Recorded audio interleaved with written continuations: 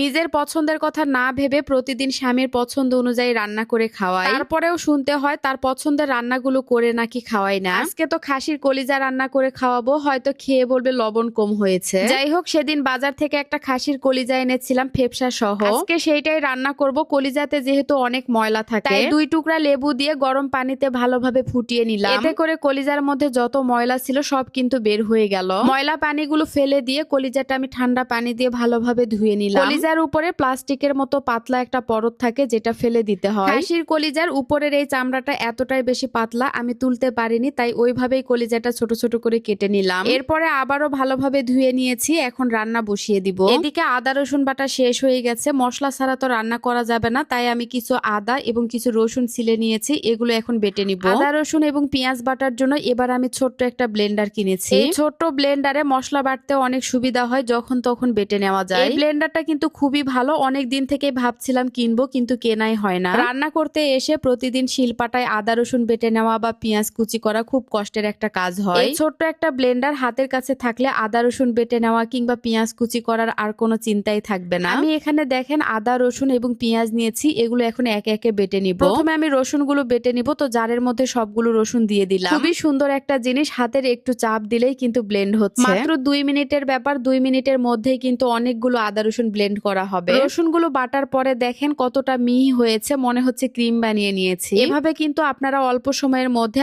আদা রসুন পেঁয়াজ এমনকি মাংস কিমা করতে পারবেন, বিভিন্ন ধরনের জুস বানাতে পারবেন এবং শুকনা যে মশলাগুলো আছে সেগুলো গুঁড়া করতে পারবেন। আমি এই মিনি ব্লেন্ডারটা নিয়েছি রমণী অ্যান্ড ঘরণী ফেসবুক পেজ থেকে। পেজের নামটা ক্যাপশনে দেওয়া আছে এবং আপনাদের সুবিধার্থে হোয়াটসঅ্যাপ নাম্বারটাও স্ক্রিনে দিয়ে দিলাম, যারা নিতে চান অর্ডার করতে পারেন। মশলাগুলো বেটে নেওয়ার পরে আমি রান্নাটা বসিয়ে দিয়েছি। প্রথমে আমি মশলা কষাতে দিয়েছিলাম, তো মশলা কষানো হয়ে গেছে। আপনাদের ভাইয়া বলেছিল কলিজা রান্না করার সময় সাথে কয়েকটা নতুন আলু দিতে, তাই কয়েকটা আলু দিয়ে দিলাম। আলুর সাথে আমি কলিজাগুলোও দিয়ে দিয়েছি, যেহেতু নতুন আলু সিদ্ধ হতে সময় লাগবে না। এখন মশলার সাথে আলু এবং কলিজাগুলো আমি ভালোভাবে কষিয়ে নিব, তারপরে ঝোলের জন্য পানি দিয়ে দিব। এই তো তরকারিটা কষানো হয়ে গেল, যেহেতু পেঁয়াজ বাটা দিয়েছি তাই ঝোল একেবারে ঘন হয়েছে। কষানোর পরে ঝোলের জন্য পানি দিয়েছিলাম, কিছুক্ষণ পরে এই তো আমার তরকারিটা রান্না করা হয়ে গেল। অনেকদিন পরে এভাবে আলু দিয়ে কলিজা রান্না করলাম। রান্নাটা তো ভীষণ ভালো হয়েছে, জানি না খেতে কেমন হবে। রান্নাটা দেখেই তো অনেক বেশি লোভ লাগছিল, মনে হচ্ছিল কখন তরকারিটা নামিয়ে নিব আর কখন গরম গরম ভাত খেতে বসবো। একেবারে মাখা মাখা ঝোল রেখে আমি তরকারিটা নামিয়ে নিলাম, উপরে শুধু তেল ভেসে উঠেছে। কলিজা ভুনা দেখে তো আর লোভ সামলাতে পারলাম না, তাই বসে পড়লাম 1 প্লেট ভাত নিয়ে, সাথে 2টা লেবুও নিয়েছি। এখন কলিজা ভুনা দিয়ে পেট ভরে ভাত খাবো। আজকের ভিডিওটা কার কাছে কেমন লেগেছে অবশ্যই কমেন্টস করে জানাবেন, যদি ভালো লাগে প্লিজ একটা শেয়ার দিবেন। সবাই ভালো থাকবেন, সুস্থ থাকবেন, আল্লাহ হাফেজ, টাটা।